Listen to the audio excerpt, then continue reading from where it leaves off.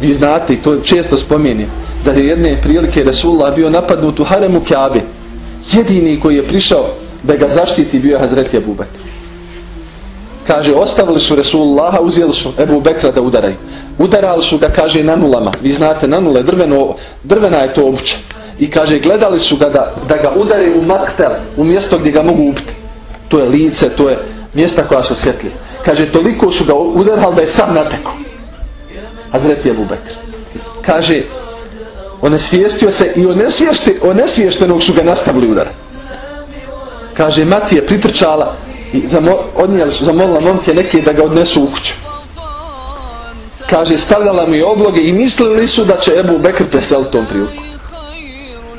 Naravno da je nama, svi bi volili da dođemo na sudnji dan da kažemo, ja Resulallah, mogu li ja pored tebe sjesti?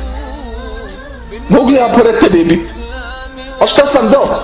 Šta sam izdvojio? Šta sam žrtvovo? Ništa. Kaže, mati, nakon nekoliko sati stavljali su mu obloge, kaže, Ebu Bekr se budi, svo lice natečeno, krvavo.